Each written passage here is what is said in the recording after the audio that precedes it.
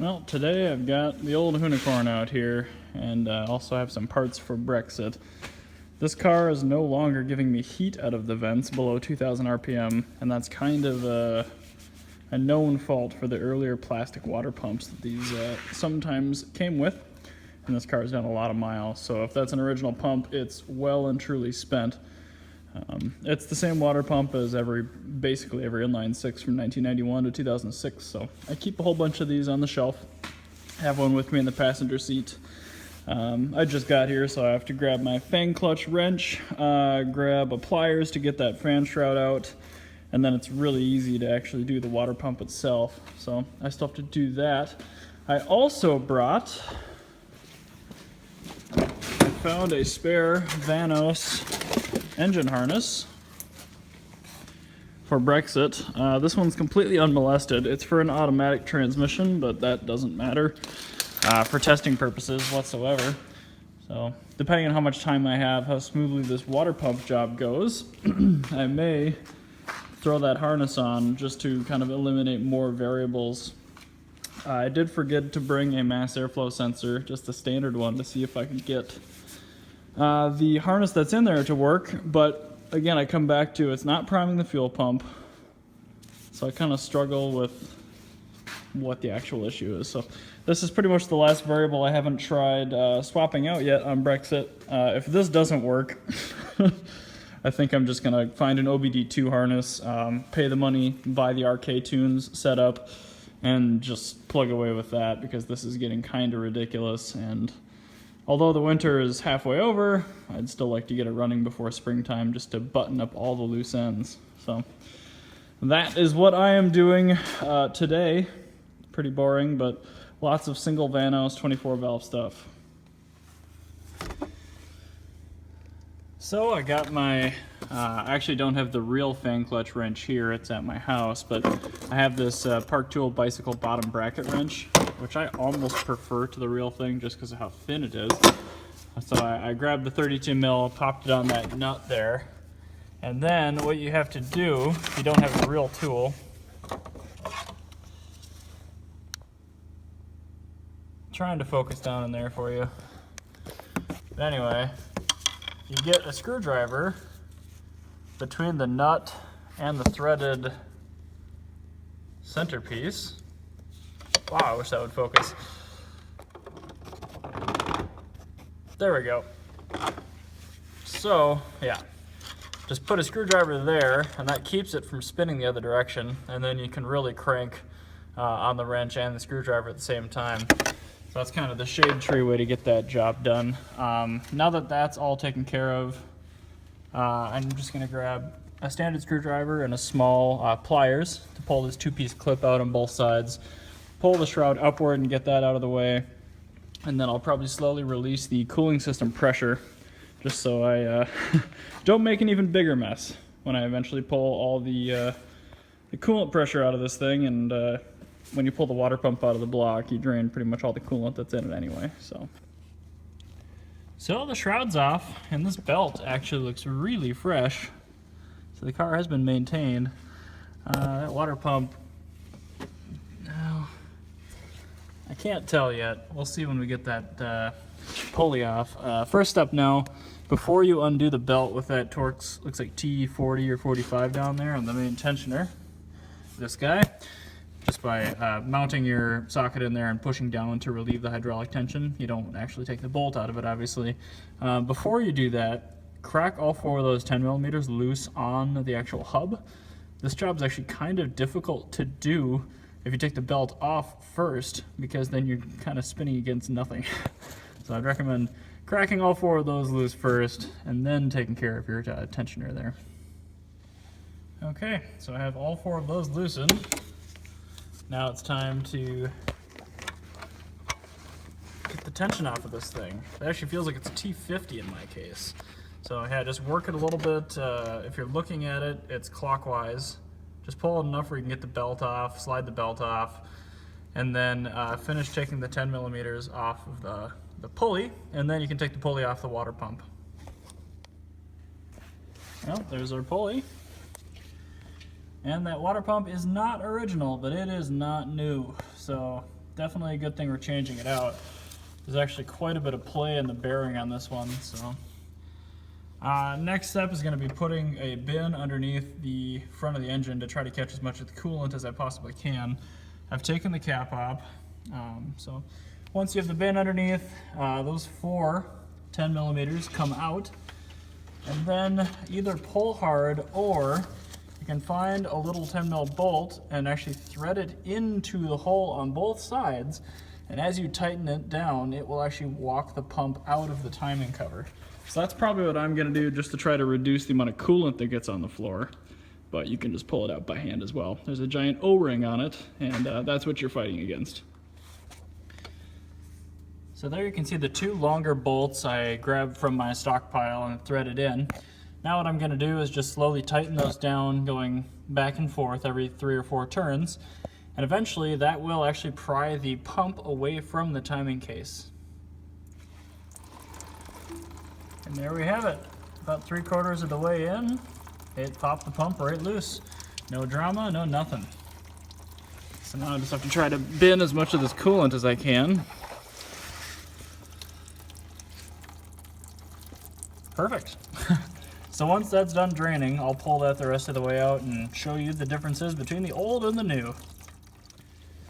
Well, it's definitely been replaced once before. This is actually, I don't know if it's a Groff, but it's a Groff copy, which is exactly what I'm putting in. But a new pump is better nonetheless, and this one was having issues keeping prime, and the bearings were going bad anyway. So here we are. Do remember when you're putting the new pump in that little bump goes on the bottom as you install it.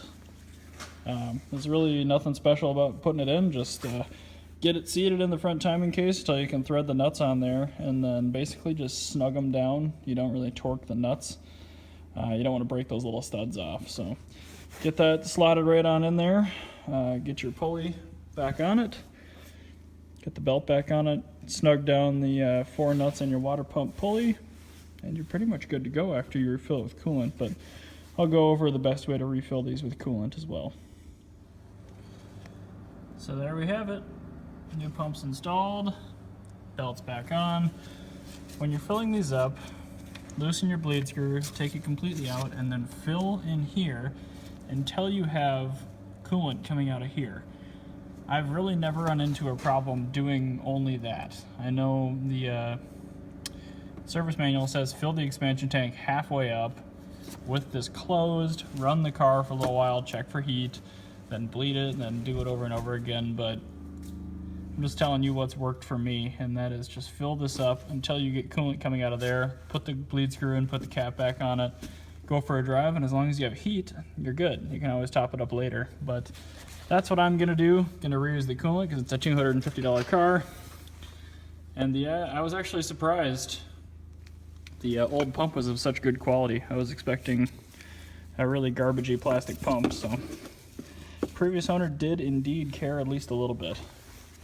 Just gonna wrap this thing back up here, close it up, and this car is good to go, hopefully.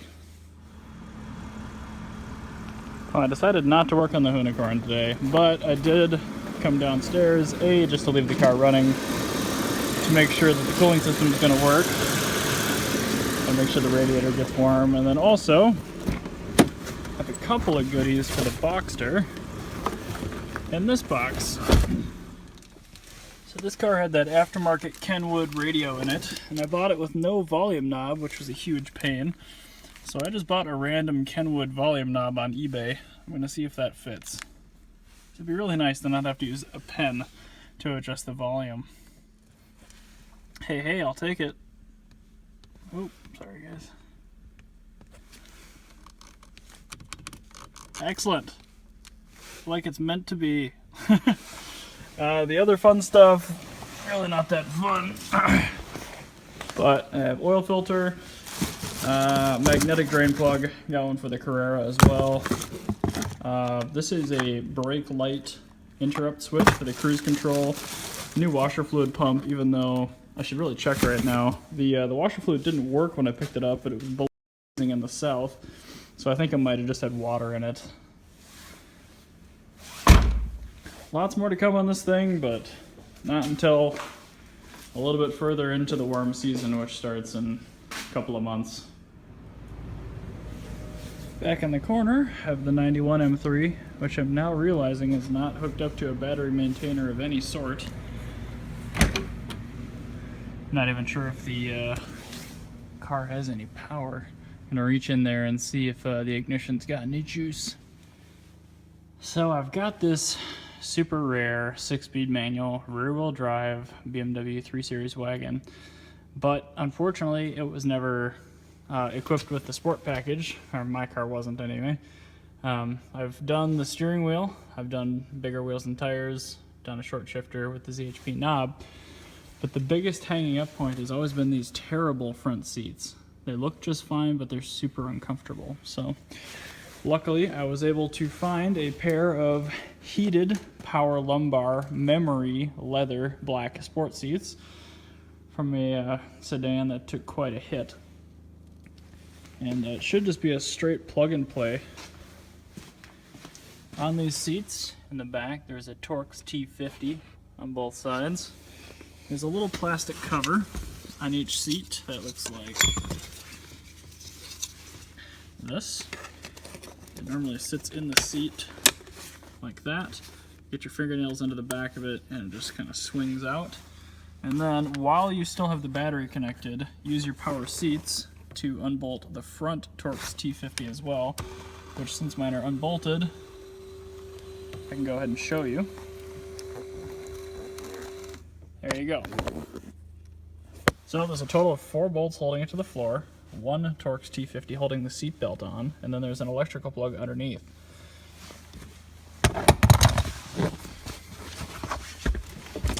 Now before you undo this electrical plug, we have to unplug the battery in the car. So make sure that you have both seats to the point where you can tilt them back and reach this electrical plug. Once you have that accomplished, take the negative 10 millimeter off your battery. Not the positive, but the negative.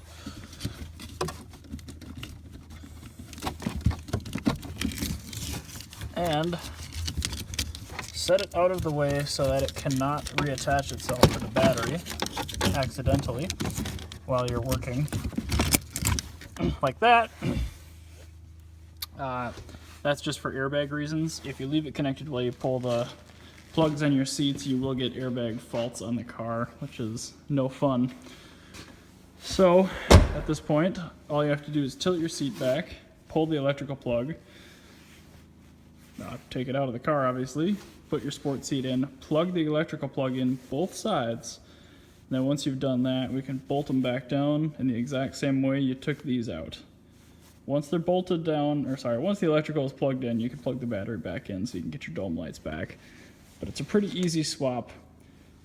My only advice would be, if you have a car with manual seats, get a pair of manual sport seats. Just try to match the exact feature equipment that your car currently has. My car was power, memory, lumbar, and it was also heated. So a little bit harder to find, but luckily a lot of the cars in the States are pretty heavily equipped. So I was able to find those seats out of a 328. So, ooh, pardon. I'm gonna pull these out, drop the new ones in, and see what we can do. And there you have it. Fully functional sport seats. So much nicer.